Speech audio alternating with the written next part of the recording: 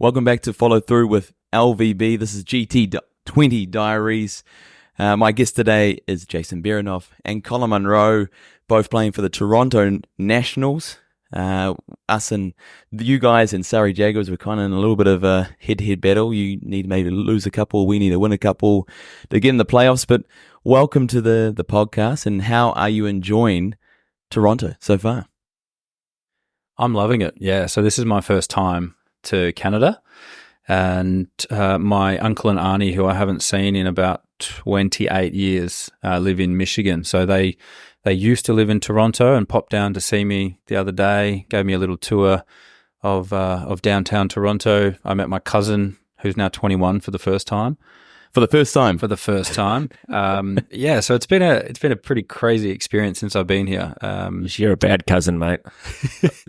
21 years. It is a long time. Yeah. But yeah, so we got to meet, which was great.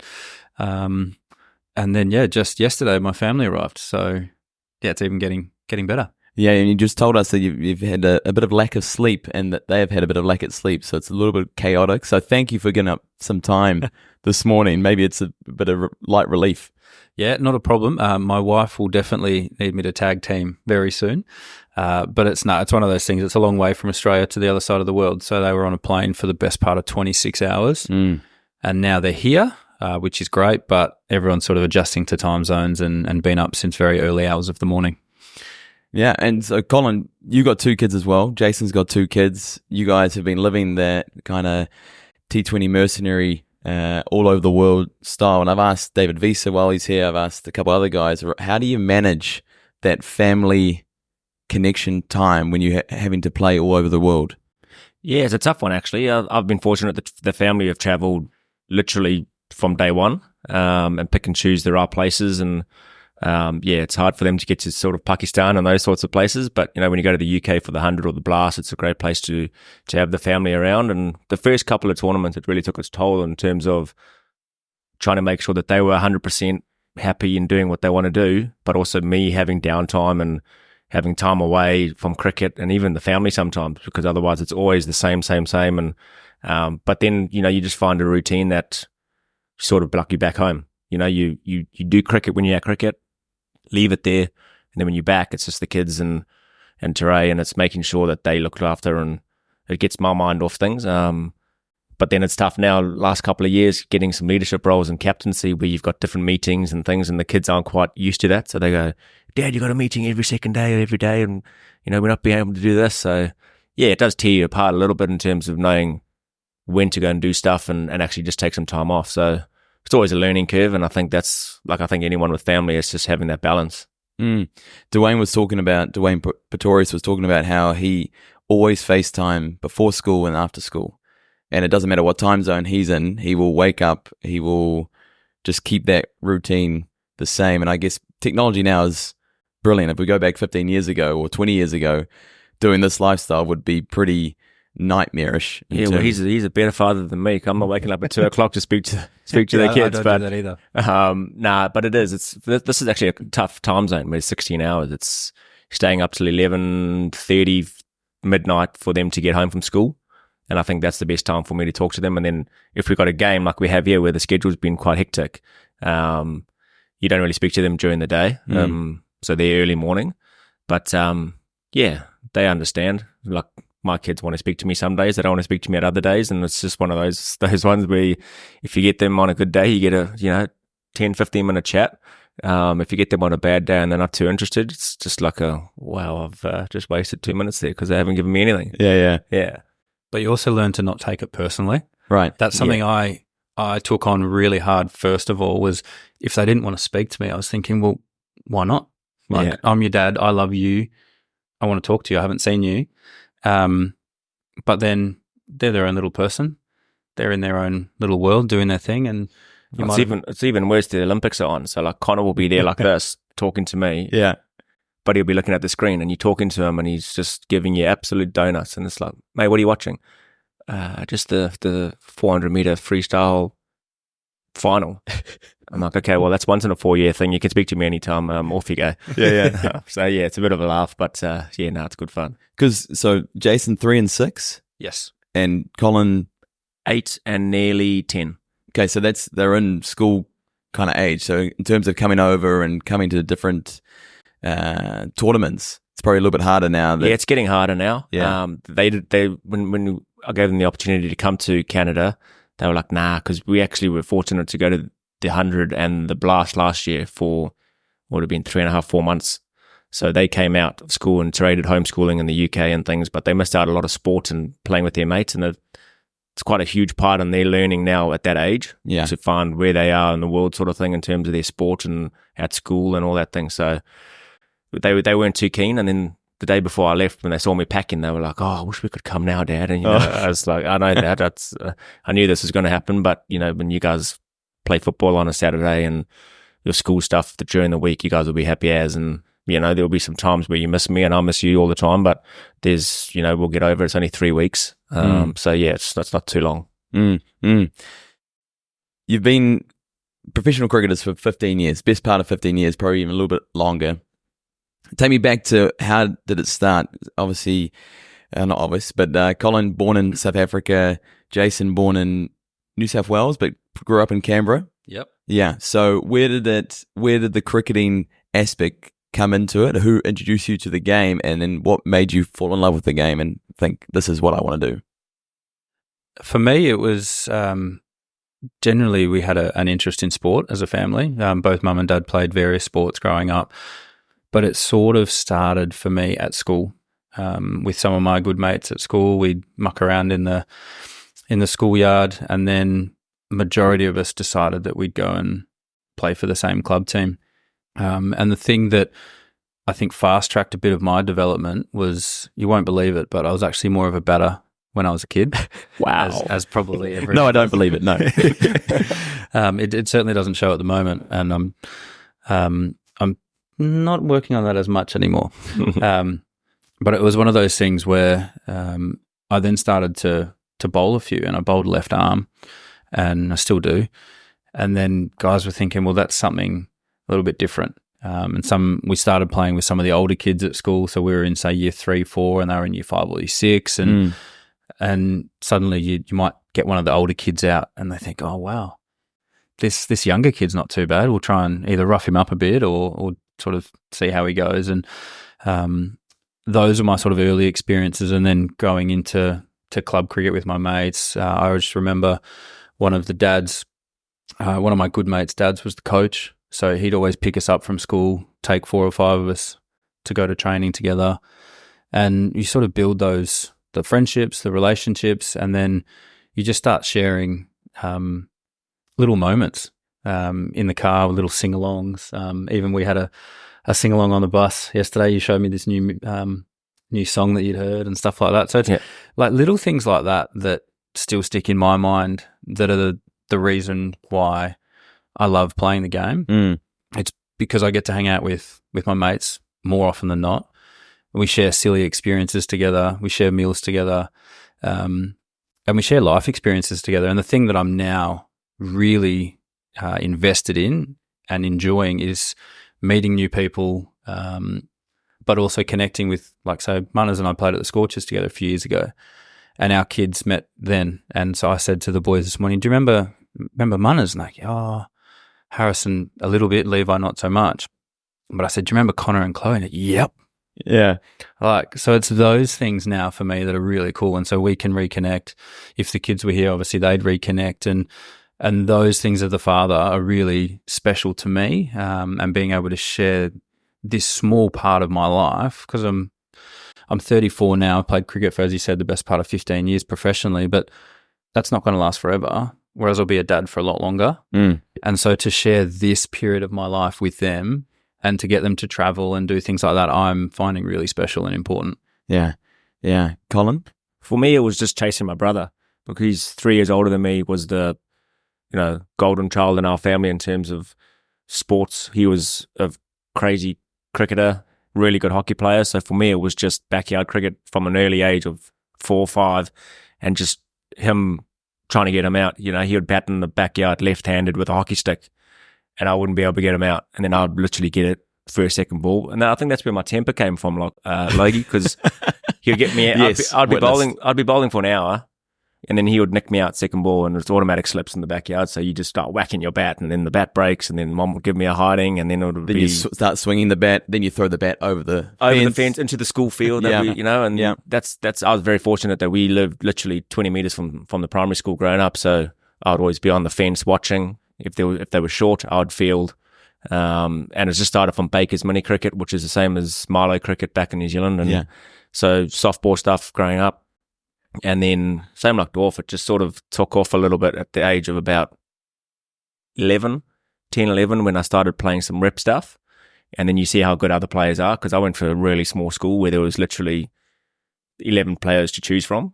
So you're always sort of at the top of that chain there. But then when you go and you play some rep cricket and you see how good other players are around, that's like, well, if I want to try and have a dream of playing, I've just got to keep working hard on it. And so I played hockey and cricket. So I think that so many kids, I think these days, just choose one sport, and I think it just locks them into, these guys back home that I know that literally are in the nets now training, and they've been training for 2 months. And then when they get to the season, they wonder why they're not performing, because they're so burnt out because they've hit a million balls. You've got to get away from the game sometimes. But so, that was pretty much my early stage there. And then I was just fortunate enough to get into literally my professional is just a bit of luck with Deepak Patel seeing me at school training when I was in New Zealand, obviously moved from South Africa. He saw me and said, do you want to come and play some club cricket? Because I think Pakuranga were playing in like the 1B or 1C, so it wasn't a great level of cricket. And then Kaushik Patel, who is his brother, was high performance manager at Auckland. So I got into the academy there, and sometimes when you're in that pathway, it's there for you to take with whatever opportunity comes your way. And that's, played New Zealand 19s and then, cracked on. So early doors was just in the backyard and just watching the school kids really. And you both obviously were better than most growing up. As you're getting older, and your identity kind of is wrapped in cricket and being good at it. So as a kid, you're attracted to doing things that you're good at, and you get notoriety, I don't know if that's a word, of it. And then that suddenly 15 years down the track, you're still doing it. I would say both your styles are quite unique. They wouldn't be the traditional kind of bowling action. It's slightly different. Your batting style is definitely very different, having to bowl to you for the last 14 years. Did anyone try to coach you out of it, or try and teach you something different? Or what, because you guys were succeeding with it, have you ever had a coach try and teach you a different way? Well, I've actually had to change over the last probably 5 years, right? In the sense that I had stress fractures from 24 to 29 in my back. So my action looked a lot different pre-surgery in 2019. So I used to, it's hard to describe, I guess, on a podcast, but I used to sort of get my shoulder back and rock back into that position, landing on back foot, and then I'd rotate a fair bit through the crease. So that's why I was having a lot of back issues. So my action now looks a lot different to what it originally did. But in the initial stages, no, it was a very much a, mate, you bowl left arm, nobody else does that, so you just do your thing. And fortunately for me, I've always had the ability to swing the ball. So I used to actually bowl the ball sort of almost past the perpendicular around sort of 12:30, 1 o'clock, and I would still get it to shape back to the right-hand batters. So that's something that I certainly haven't taken for granted, because there's days when you lose that and you think, well, goodness me, like, how do I get that back? Because I've had it for so long. But it's a case now of actually trying to tinker with a few technical things at the back end of my career to, one, keep me a bit safer, but two, just trying to get the most out of myself. Because there's a lot of guys now having the back surgery or having back issues. That's pretty much, as a bowler, that's the number one major issue that we have. And quite often they get the surgery, but then they bowl the same technique, or they get a back injury and then they go back and do the same technique. It's interesting how you had to literally teach yourself different. Is it more front on now, rather than side on? And did you do that yourself, or did you work with the Western Australian guys? How do you go about changing the action? So it was a long process, even pre-surgery. So I tried multiple things over multiple years. So it was, first of all, cutting the load back in terms of dropping 4-day cricket, because that was putting a lot of extra stress on the body. And then did everything I could to get fitter and stronger than I already was. We also looked at a little action tweak at that stage. But then post-surgery in 2019, so Matt Mason, who's now working with the England women's team, he came on as the bowling coach for Western Australia. And I'd never met him before. And we sat down and had a chat. And he said, I know you've just had surgery and you're not thinking about bowling yet, but I've got some thoughts for you when you're ready. And I was thinking, all right, yep, I've never met you and you want to talk me through this. But when I was in a place to actually hear something as opposed to just dismiss everything at that stage, we sat down, had a good chat, watched through some bowling footage, and it became apparent that, what I was doing was causing a lot of issues in my back. And it wasn't the fact that I needed to be stronger or like fitter or all these sort of other things. There was an alignment issue between a mixed action. More just so that when I ran in and rotated, I'd then find myself having to basically fight myself and find a way to get back the other way. Right. So if you watch it in fast, or if I watched my action in fast motion, there wasn't really much you'd pick up. But when you slow it down and you sort of see that I'm splaying my front foot a little bit towards the right-hander's fine leg, and then I'm trying to get, obviously, the ball roughly towards off stump. So I'm then fighting myself to get back. So I'm pulling my arm across my body, twisting my back in a way that's not conducive. It made a lot of sense. So these initial conversations I had with Mace just sort of developed over weeks, over months. And then once I was able to start bowling and moving again, I was like, well, what have I got to lose? I've just had the surgery. I've been sort of in and out of the game for the last 4 or 5 years. If it doesn't work, that's fine. I'll go back to bowling the other way and go and see how we go. But it was a case of, well, I'm going to try it. I'm going to buy into it. And I feel like it's worked reasonably well. Well, you played for Australia there, Jason, so I think it has worked okay. pretty good. Colin, you were a bowler primarily. You played New Zealand 19s. You batted 9, I think, 9-10 in New Zealand 19s. And what was for you? How did you then become a top order batsman and the bowling kind of fall to? Well, I think like anyone, like Dorff said, you bat. He started a bit of a batter, but when I was in South Africa at the age of between 13, 14, 15, sort of just wanted to be the next Joe Cullis. So I literally batted at 4 and it would open the bowling. And you can do that at school cricket, but then the higher you go, you've obviously got better players.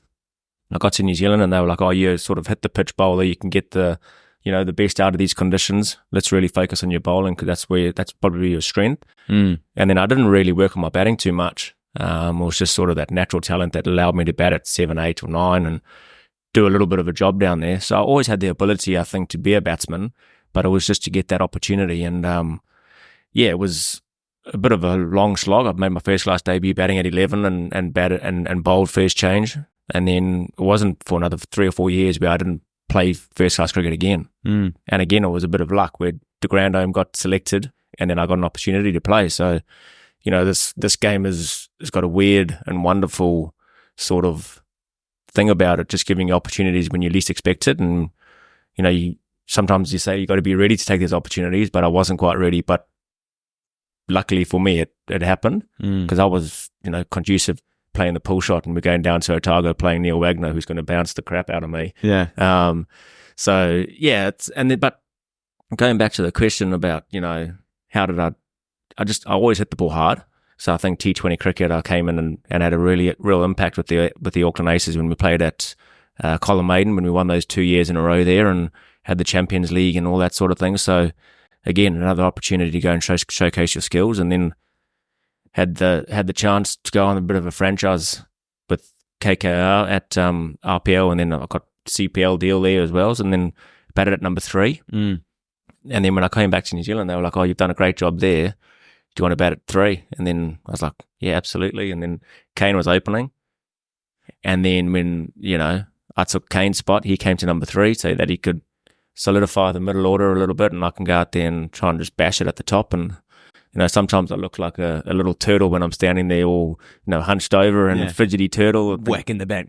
Yeah, Andre Adams used to call me the turtle, just the way, I was so low. I've got up a little bit. I think it's because, you're getting older and the back can't handle being down there for too long. So I think that's the biggest thing that coaches try to get me to change. I remember Bob Carter after my test debut saying, mate, you're playing in South Africa, you can't have your hands by your knees, the extra bounce and things. So it's quite different, I think, for me, because T20 cricket, you want to get the ball up and over, so you're waiting for the ball. But in the longer format of the game, you want to try and get on top of the ball and play the ball late and all that sort of thing. So, yeah, that wasn't as good playing the test cricket, obviously only the one test. But, most coaches just trying to get me to stand taller and have my hands higher so that I can have maybe a little bit more time. But, yeah, I just couldn't. If I'm standing tall, I feel like my weight's back and I'm not getting anything through the ball. And, yeah, it's like now I've got what I've got. I'm not going to change it. I've only got another couple of years left and I'm gone. But that's the exciting thing about cricket as well, is that lots of people do it in different ways and can be successful. So there's no one size fits all and cookie cutter that you have to do this to be successful, which is unique, I think, and also exciting. Like it's a challenging aspect for a bowler to see someone bat in a certain way that maybe is not the norm, or play shots like we see guys play every shot under the sun now.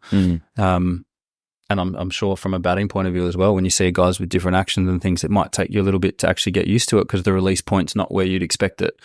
So those little things are, I think, good parts of the game. Yeah, I think cricket's changed because you used to go through like your level 1 coaching certificate and you would have the batting manual where Todd Astor's there with his kookaburra, and because he was a proper technical batter when he was when he first started out, and he's proper, up, head over the ball, over your front shoulder and your cover drive, and this is how you play the shots. And then it was literally Richard Hadley, bowling action, and it was like trying to mold everybody into sort of not those cricketers, but that's the action you've got to have, and everybody plays the cover drive this way.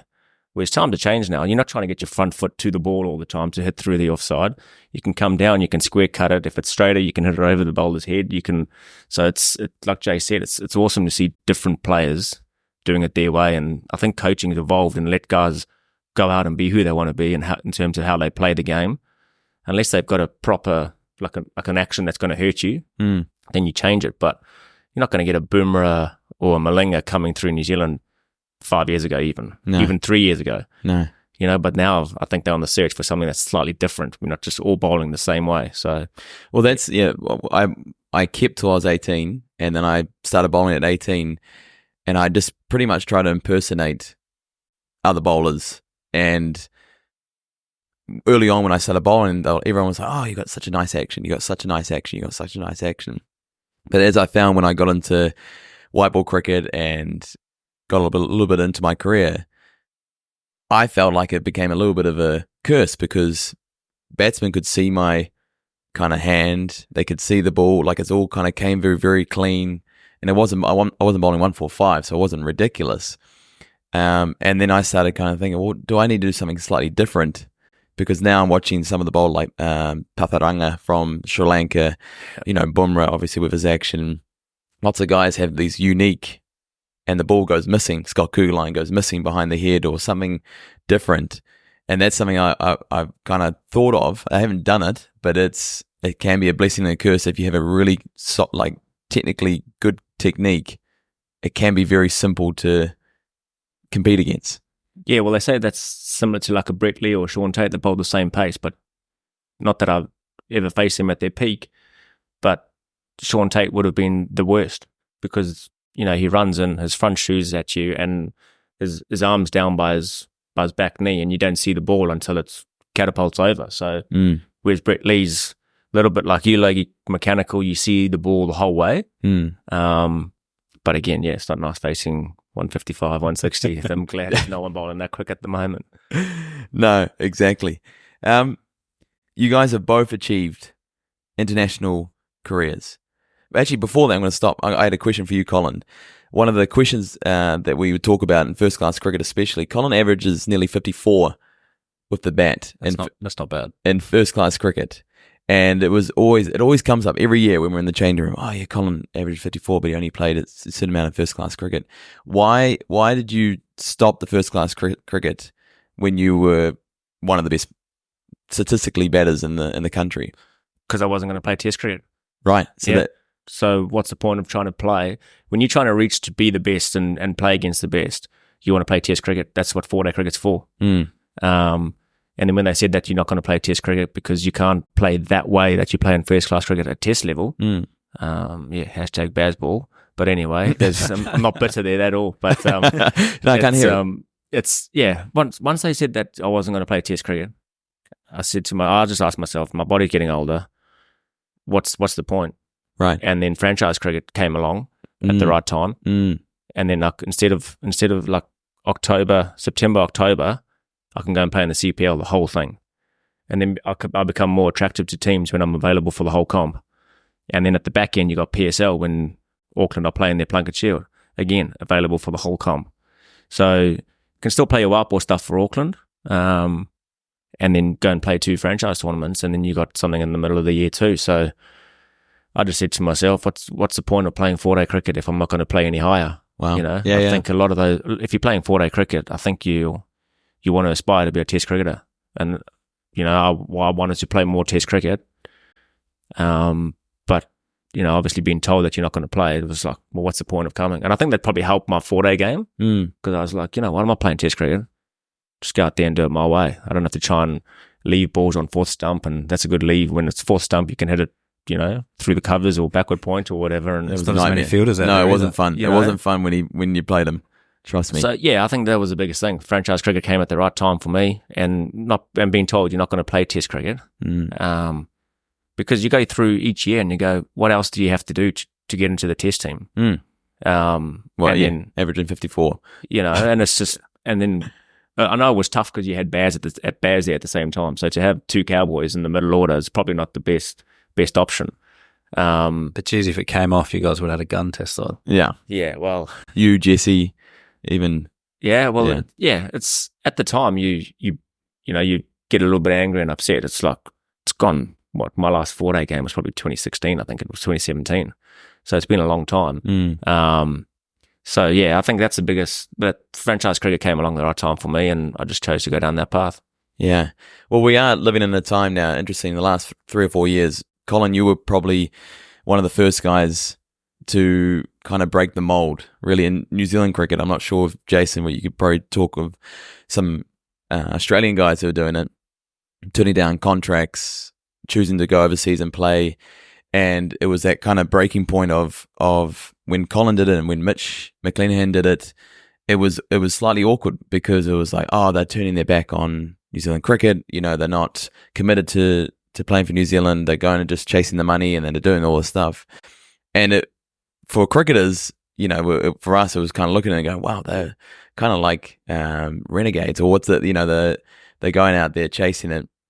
But there's a little bit of jealousy as well, because it's like, wow, they're so brave to actually go and do it and have a little bit of flack from the media and chat amongst the group.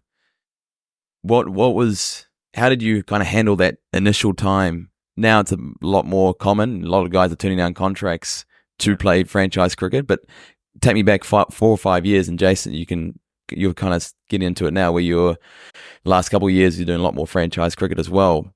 How did you kind of handle that time?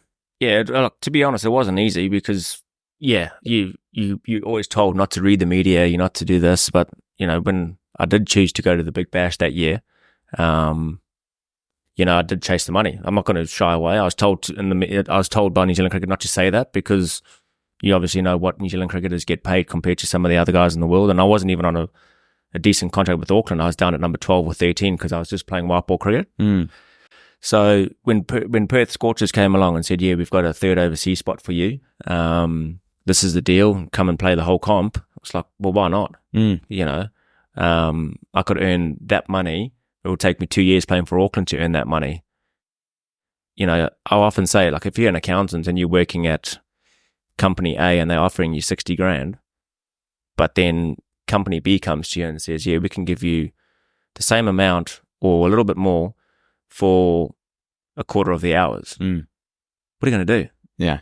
It's, so I think when people say, they're not chasing the money, they just want opportunities, certain parts of your career, you are chasing the money. And then there's certain times where you go, okay, well, I think I've got enough now to sort of set myself up. I'm looking for opportunities now, whether it's in leadership or whether it's going down the coaching stuff. So at that time, it was tough. It was, because you break away from that sort of security where you've got all your medical stuff paid for New Zealand cricket. You've got everything sort of looked after, and you've got that monthly salary coming in, and then you break away from that and you go, man, I'm out here by myself.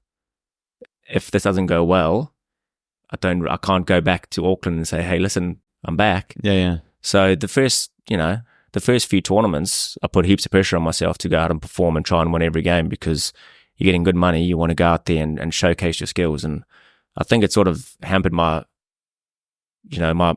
results a little bit, until I started going, you know what, I'm still getting picked up in these tournaments. Just go out there and try and be a good bloke, because I haven't always been a good bloke, Logie. So, to go out there and, just try and fit into the different environments where you go into. Mm. And just, if I leave a tournament and they go, oh, Munners is a decent bloke, not too worried about his performance, that's pretty cool. And if you go out and perform and you do well and you're a good bloke, then that's the happy magic. days, everybody wins. Yeah. Jace, what's it like for, I guess, you? Did you consider it earlier to go around the circuit? What's been the last 4 or 5 years around choosing just to play white ball cricket? Yeah, so the big part for me was around, I'd had so many injuries as well. So 4-day cricket was sort of getting further and further away. And when I first had the back surgery, I was like, yep, I'm going to get back to playing 4-day cricket. I still had the dream to play Test cricket, and I really wanted to do that and get into that sphere. But I was also starting to get white ball opportunities, which were taking up more parts of the year, which would then mean, as a bowler, to actually get the right bowling loads to play a 4-day game was getting a lot harder to do. And so it just kind of evolved in the fact that I was getting white ball opportunities, whether it be for a franchise team or for Australia. And particularly when I was getting those opportunities to play for Australia, I was like, well, I'm doing everything I can to be playing cricket for Australia. I want to play for my country. And when they say, Jace, you're picked in the squad, I'll go, yep, I'm ready to go. So that was a big driver as well. And particularly in the last few years, T20 cricket's been my avenue to play cricket for Australia. And so putting more eggs in that basket, going, well, how do I achieve my goal of still playing cricket for Australia? Well, it's doing really well in T20 cricket. And that's the thing that keeps driving me to get better, is I still want to play cricket for Australia. And for me as well, knowing that I'm not obviously getting any younger and that T20 cricket is still my vehicle to do that, I'm going to really emphasise and maximise my opportunities in T20 cricket. And so that partly led to my decision this year just gone. Munners just talked about walking away from contract, and I actually had this season currently that's about to start in Australia, I had this season on contract with Western Australia. But I opted to terminate my contract and say, look, I'm not gonna take that contract up. Slightly different to the Munners scenario, where I'm still being looked after in a way by West Australian cricket. So if I'm in town, I'll play some one-day cricket for WA, and still obviously able to train with the guys, get the work done I need there with the staff and all that sort of thing, but also have the flexibility to come and play other tournaments, which again wasn't an easy decision, but the way things had started to evolve in my career over the last 12 months in particular just made more sense to do that. And now also having a family, I've got to put them first as well, because what I'm able to do cricket-wise is only for a short period of time. But as we touched on, I think that's where people get it wrong. Like we're not golfers; we can't play until we're 50, and then go on to the Legends Tour at 50 to 65 and still earn money. We're going to have to come back at whatever age. And you being a bowler, and being injury prone, touch wood. Thanks, mate. Cheers. But you know what I mean. Like someone that's been injured, Dorff, out of anyone, has to sort of look after his family, and whether that means it's 2 years on the circuit and try and set yourself up, I think you would be dumb not to. Yeah, and the other thing for me is that I actually really enjoy T20 cricket Yeah. and having more flexibility to play more of that around the world. Like, I remember chatting to some of my mates when I'd actually just officially told the whacker that I wasn't going to take up the contract. Subsequently, side note, I broke my leg 2 days later, so that really hurt that I'd given up my contract and suddenly I broke my leg. In the nets off a fling at batting. Yeah, so hence why batting's not really on my priority list anymore. Yeah. But it was a case of going, well, they're now hearing more enjoyment in what I'm talking about cricket-wise. I'm saying I've got these opportunities to potentially play in this league or that league, and I get to work on what I want to do here or there. And they said, you're actually, like, you're pumped about this, aren't you? You're really excited. And I was like, well, yeah.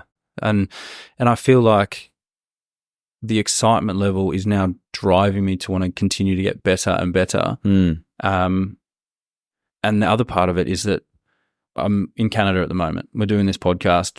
I would have never met you, Logan, probably, if I wasn't doing this. But my family have just arrived. So they now get to come to Canada and we get to have a little trip here together. And then who knows where it might lead to. Might get picked up in another comp, and it might be at a good time that they can come on another holiday. And like I said before, it's those things that really get me excited about cricket is I get to travel, I get to play the game that I love, I get to meet new people, catch up with guys that I've played with in the past, and my family get to come and enjoy it as well. So those are I guess that's one thing I've thought a lot about, and I've done a fair bit of work with some people in regards to like writing a keynote speech and what would be in that and why would I talk about certain themes. And so much of it comes back to like my core values and family and all those things that I'm now starting to see a bit more to come to light because I've got a bit more ownership and I've taken a bit more ownership in that space as well. And I also want to be a dad that can be there for his kids. Like that might sound funny because I'm away for long periods of time, but when I come back home, I don't want to be so bound by a training structure that I can't drop the kids at school or that I can't pick them up from school or that we can't go wherever it might be, take them to cricket, to soccer, to footy. So those sort of priorities start to change a bit. And instead of being a young single guy that has cricket and maybe some study on the side or something, and that's it. It's now all like I've got two beautiful boys that I love spending time with, a beautiful wife that does so much for us as a family that I can't even fathom how she gets through half the stuff she gets through. So when I'm home, I'm actually able to be home, and I love that. Yeah, and I imagine. Well, I know, having met you now, Jason, and I know Colin, that Auckland, Western Australia, they know the kind of guy you are. You were there for 10, 15 years.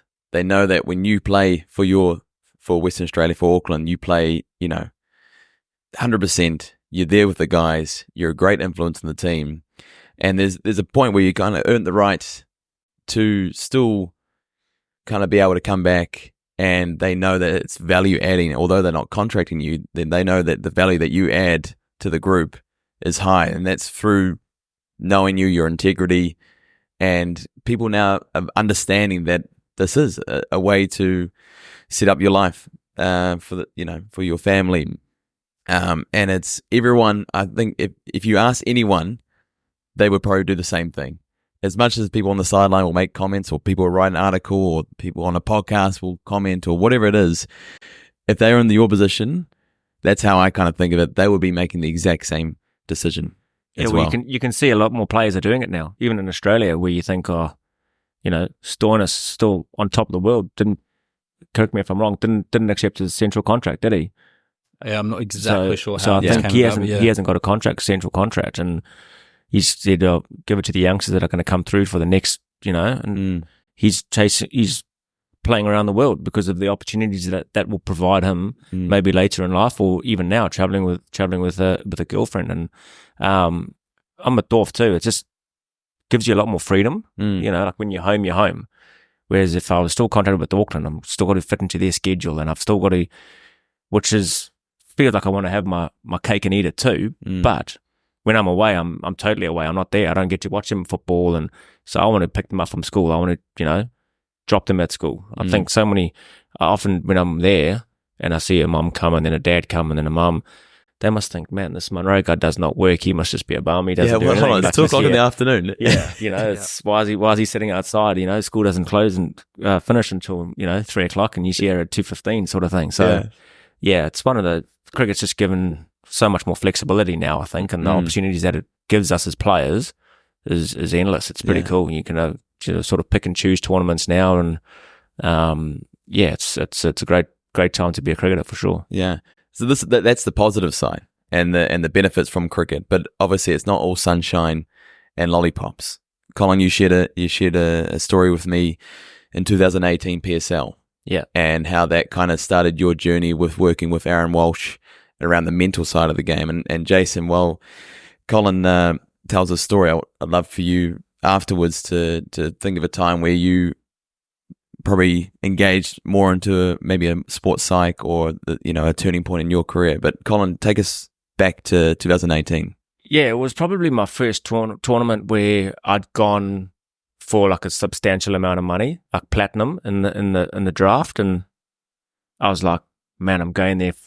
It's good money. I put so much pressure on myself. I was in Dubai for the first 8 games, and then the last 2 rounds were in Karachi and Pakistan. So took the family with me, staying in Dubai. It was awesome. And first game, got out first ball, bang. Next game, got out second ball, duck, start the tournament. And then I was sort of chopping and changing on rather than staying true to what I do as a player. I was like, I need to do something different. I need to get a score here. And then being defensive, nick, 5. I think I'd gone through 9 innings with scoring, I think, about 60 or 70 runs. And then the last game I got 30 or 40 or not many. But there was a time in that tournament where you could feel yourself sort of going downhill a little bit. And I'd never had I was never clinically depressed or like real, going to top myself sort of thing. But it was cricket. I was literally on edge. I was so angry. Like, I'm an angry man, but I was even more angry, and I was angry with my kids for doing silly things in the hotel room, and eventually sent them home sort of thing. And just like, you guys need to get out. No point you being here. I'm not playing good cricket. I'm not having a good time. You guys aren't having a good time. You're walking on eggshells the whole time. Off you go. And then literally played those 2 games in Pakistan. We made the playoffs. We lost to Islamabad, funny enough, who bought me the following year. But on the way home, before getting onto that aeroplane, I was like, I'm done. I can't play cricket. If this is what it's going to do to me, ups and downs, and not being able to manage this, I'm done. So I got onto the aeroplane and I felt like I was 10 foot tall because there was no pressure, there was no weight of expectation, no nothing. And then I got home, told Teray, and she was like, "That's cool," because she's always been supportive. Like, she'll do whatever what I want to do. And 2 or 3 days went by, and I hadn't mentioned cricket. Auckland were playing a last Plunkett Shield game, and she said to me, "Nah, you need to go and see someone. You're not right in terms of, this is not the Colin that I know. You're just moping around. I think you're still subconsciously thinking about cricket, and you just need to go and talk to somebody. I don't know who it is."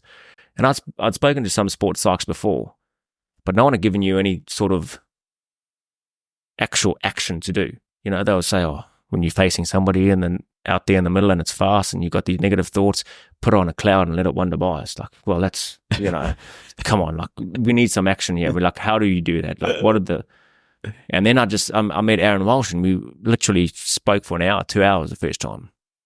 And we were just chatting and he was asking questions and listening, and he's not a sports psych, he's just a mental skills guy that's come through baseball, and he sees the similarities between baseball and cricket at the time. And I think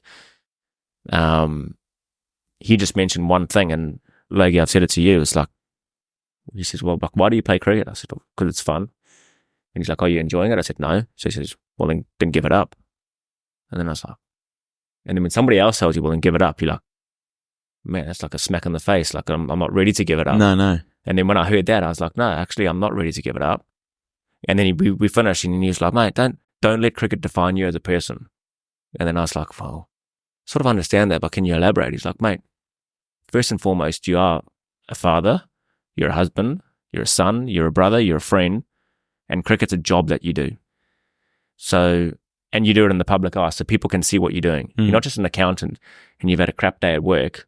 No one sees that crap day. You come home and then you figure, no one knows you've had a bad day, and you crack on. Except the poor bloke that's tax returns being cooked. But Yeah, exactly. And the boss is looking at you over the shoulder. But no, you're right. Like, it's not in the public eye the whole time. So when he said that really hit home, and it was like, you know what? I just need to get back and play cricket for the right reasons. And I think at that time there, 2018, that was 6 years ago, I was still an angry man, still abused batters and abused teammates, and, on the field, because I was so competitive, that I thought that was the best how to get the best out of players. And that's when I made a big change in terms of my personality, in terms of wanting to just be a better person. And, I've obviously still got a long way to go. I'm not bloody perfect, but I think now whenever I go into a changing room or an environment, people will be like, at least he was genuine. And yeah, that Aaron Walsh literally changed my career, I reckon, 2018. Just play the game for the right reasons. Got the family on tour all the time to keep that, not always thinking about cricket. When they're not here, I still sometimes find myself sitting in my room. I'm not a guy that goes out sightseeing all the time, but I'll be sitting in my room and I'll be thinking about cricket. And I'm like, nope, I need to change that. Right. Bang. I'd rather read my book. Got a little Kindle now, so I don't have to. So, I'm not a big reader, but I'll read it for 10, 15 minutes just to get my head bang, and then I'm away. Or if I start thinking about it, I'll come downstairs to see if anyone's here, or text a teammate to go, let's go and do something.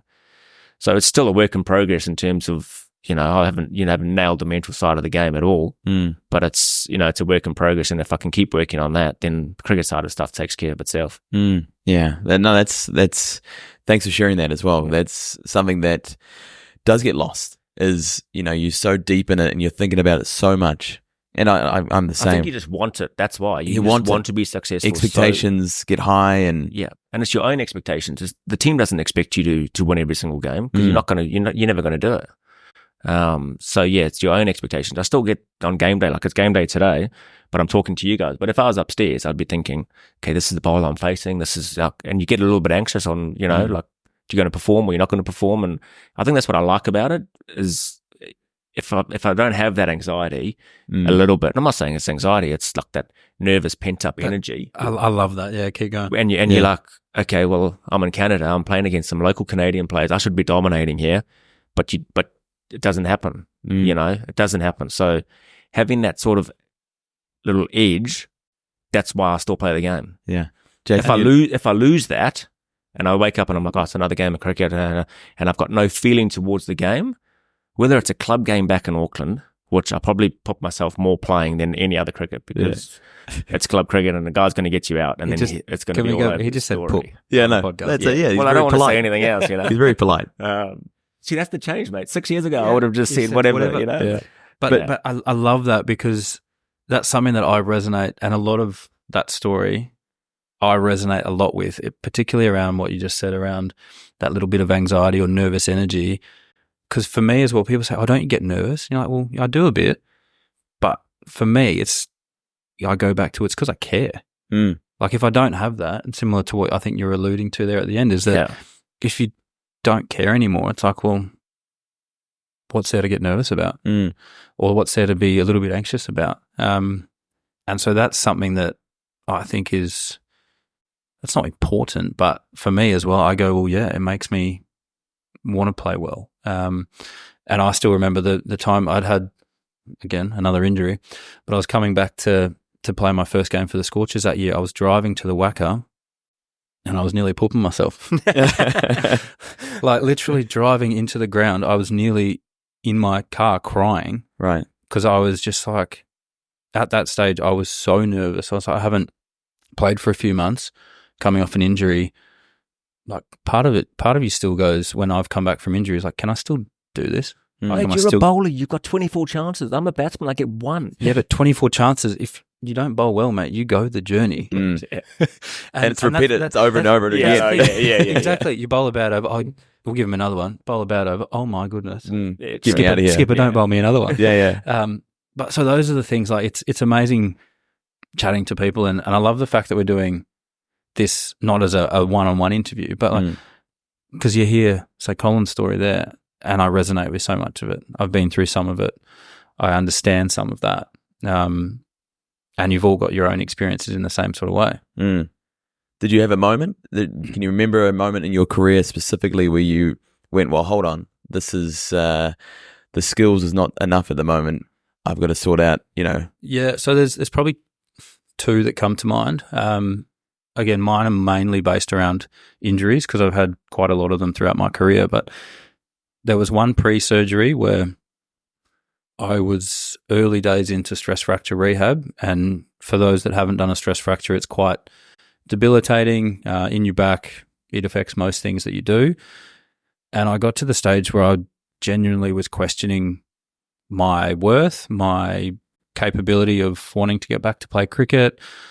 I was dating Javel at the time, whether I was a good boyfriend, like all these sorts of things go through. It's funny how it's cricket, but it dictates your whole life. Your whole life, like when you think I'm a bad cricketer, you're feeling like a bad person, and it has a snowball effect. It's crazy. And that's where Munners was talking before. How who was the guy? Sorry, you were chatting to Aaron Walsh. Aaron Walsh. Like, basically, he was saying like we're so consumed in being cricketers, but we're husbands, fathers, sons, etc. And that hit me like a ton of bricks when I was talking to someone about that as well. Because I got introduced to someone at one stage. I go, oh, here's Jason. He's the cricketer. And I thought, I don't really like that. Because to use Colin's example, I don't go, oh, here's Tom the accountant. Or here's John the plumber. You just say, here's John. And so, yes, we've got that notoriety, I guess, by being in the public figure. So being a public figure, doing what we do on TV and all these sorts of things. But the main thing for me is, yes, I play cricket and that's what I do. But first and foremost, I'm a father, I'm a son, I'm a husband. And those are the other thing that, like, so I've got a Christian background as well, is that the pastor who married Javel and I was saying, like, God's light shines through everyone. But for me, in my position, he said it's a little bit more like a lighthouse because you're naturally out there in the public eye a bit more. And so I don't have to do anything different. I just have to be me. Because if you're not, then you get found out pretty quick. Yeah. And so that was one of those moments. I've obviously gone on a few little tangents there as well. But the second one for me was actually post-surgery. So I did a lot of work with our sports psych, Matt Bergen, who's now with the West Coast Eagles back in Perth. But he basically helped build me back up from the ground. I was very broken after surgery, pardon the pun, but I couldn't walk very well for the first few weeks in particular. Like when I got out of surgery, Harrison was about 18 months old and he was like, Daddy, let's run down the corridor. Come on, catch up. And I'm like, mate, I'm struggling to put one foot in front of the other. And the whole reason I had the surgery, well, there's two reasons. One was that so I could hopefully have a better quality of life going forward with my kids, that I could kick the footy, run around, play cricket, do whatever. But two, I still felt that I had so much more to give in cricket that I wanted to give it a chance. And so initially waking up post-surgery being as sore as I was, I went, have I made the wrong decision here? Like, have I stuffed this up? So again, it was a big moment for me in that initial 3 months to kind of get my head screwed on again, to go, well, why have I done this? What reasons have I made? What decisions have I made because of this surgery? Why did I do it? And then actually start to put things in place around what we started with was just one task a day, just achieve one task. Because some days I literally felt like I couldn't do anything. Touch your toes. Yeah. That didn't come for months, I tell you what. So it could be as simple as like make the bed. Yeah. Or pack the lunch or something like that. Just for the initial period, it was just do one thing. And then we gradually got into more things. And then suddenly I could move a bit more and the training started to pick up. And as any person that's had an injury, once you can start to progress in your training, whether it be from a walk to a run or a run to a jump, whatever it is, you just start to feel better. Yeah. And that you're progressing and you're actually making some inroads.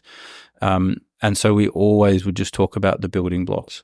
And so we're not looking too far ahead. We're not looking 12 months down the track when you're back playing cricket. We're looking, what does this week look like? And we break the week down. And so that for me, like my brain is like quite logical. And I think, well, I've got to have a plan. I've got to do this and I want to meet this target.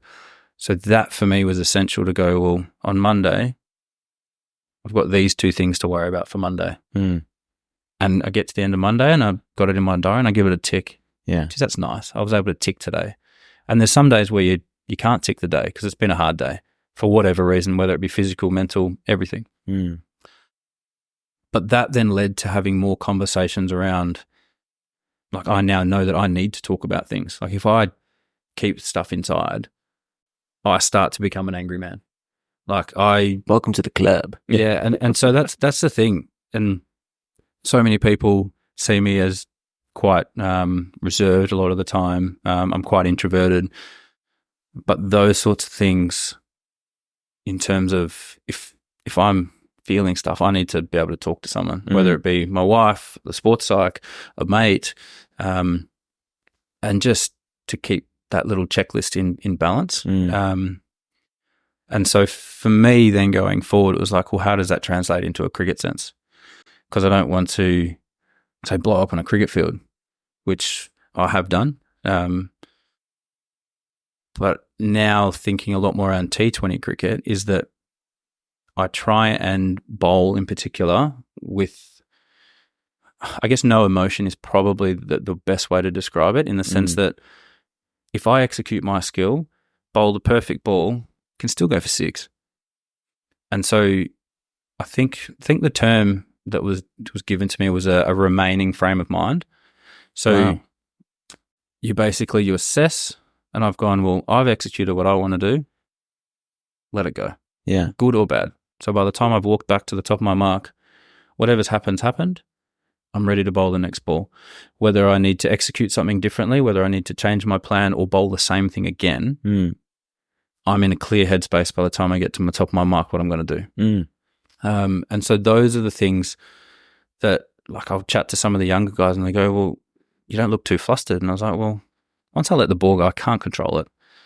If I'm bowling to Munners and he plays a beautiful shot, good on him. But he could equally nick the next one or miss the next one or whatever it is.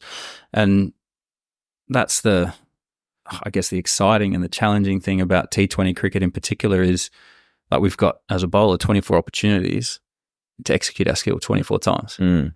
And some days you execute it perfectly and it goes great, and other days you execute well and you still go for 40. And that's the mental part of the game I find that's really important, is to be able to just sort of almost take a step back and separate yourself a little bit from your performances at times. Yeah.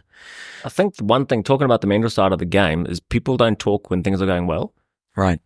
Same as me. Like, when things are going well, I don't ring up Walsh and go, hey mate, I'm flying. I've just got 350s and I'm in the top 5 leading run scorers. I still, like, even though I know that I need to do it, you forget about that side of things. And then you have a bad tournament or two and then you go, hey Walshy, help, mate. Yeah, help. Because, I'm not as low as I was in 2018, but I'm feeling a bit down just because of my performance and things. And then, yes, he knows me now. He knows how to get the best out of me. But if I was talking, if something happened to Walshy, which I can't always talk to him because he's over in Scotland sometimes, then it's, if I talk to somebody else, they don't know me. They don't know how to get the best out of me. They don't know what makes me tick. They don't know, So people think that they just got to hit rock bottom before they talk to anybody. When you're flying, that's, I think, the most important time to speak to somebody, because then they know exactly, like, what have you been doing?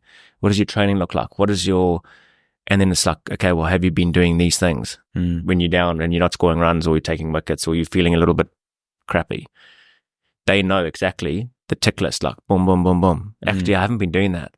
Maybe I need to eat a little bit better, whatever, I don't know. So yeah, a lot of people just think that they need to talk to somebody when they're feeling down, but I think it's just important to have a regular catch up whether, like for me, it's every couple of months, just to go, hey mate, what have you been up to? Have we get on well, we'll go and play golf or whatever, and then we'll just chat a little bit, and then it's done. Okay, we've had that. Now we're playing as mates.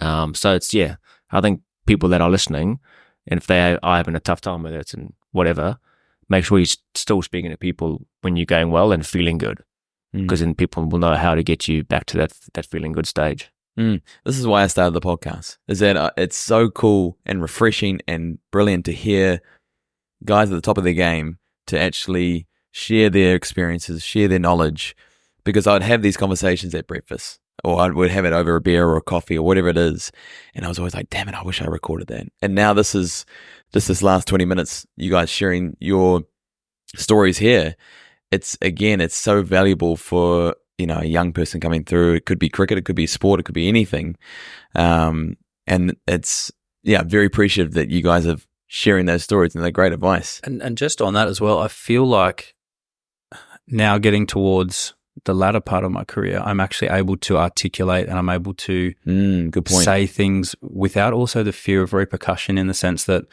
if I'm 22 and I feel like I'm really struggling and I go and tell someone and it gets out that, oh, Dorff's having a tough time, this and that, is someone going to use that against me? Or is it in terms of like on the field, like, or am I not going to get picked, or whatever it is? Whereas now I go, well, that's fine. Like, I've struggled with things. I still struggle with things. I speak to people about it, and that's okay. So I think it needs to be more widely known that it's actually a sign of strength to go and chat to someone if you need it. And I love what Mana said, when you're going well, because then you know what to get back to, or how potentially there's a little map to get you back to your best. Yeah, no, I love it. We're going to finish off here because we could possibly just keep diving deeper and deeper and deeper. You got to get back to your family. You've got to prepare for a game. Well, you're both preparing for a game, actually. Sorry, I apologize. You've got double you can the go work. for nap time because they were up at 4 a.m. So. Exactly. But I know that Jason, you're doing a little bit of TV now, a lot of commentary training, and you're getting some opportunities to do it. Colin, you've been on Sky Sports with Laura McGoldrick and doing some game analysis.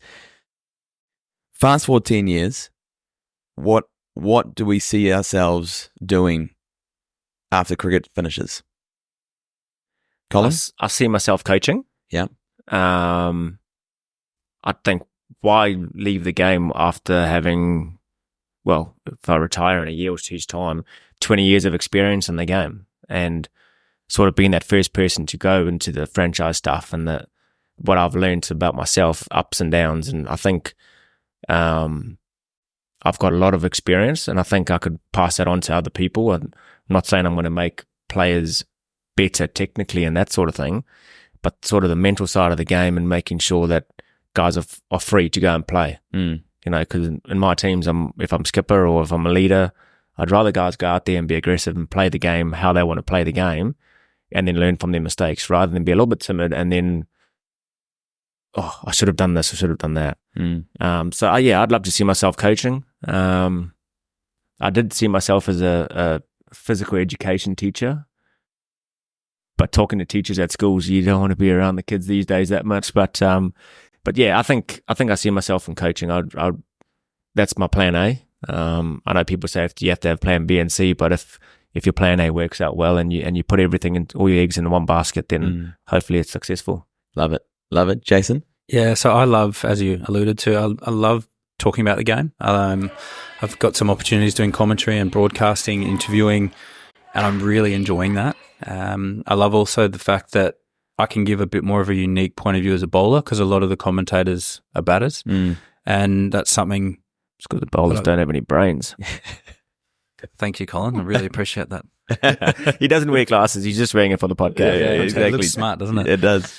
But no, so that's something that I really enjoy, because I feel like Colin said, I've got a lot of experience in the game, and I feel like I can give that back in a way, and I love being able to give that point of view and talk about the game in that way. So that's that's the big thing that I like. But I'm also, I wouldn't say coaching, but it's more maybe a mentoring type role. I love being able to catch up with guys and talk about things as opposed to a pure technical side of things. Yes, that can come into it if we need to talk a bit about something, but yeah, building those relationships and going down that path as well is really good. Love it. Love it. Colin Munro, Jason Behrendorff, all the best for the rest of your cricketing careers. Hopefully we can do this again, maybe in a different country, a different tournament, and maybe dive a little bit deeper into some of the topics that we've touched on today. But thank you for your time, and good luck this afternoon. Cheers. Thanks, Thanks, mate. All right.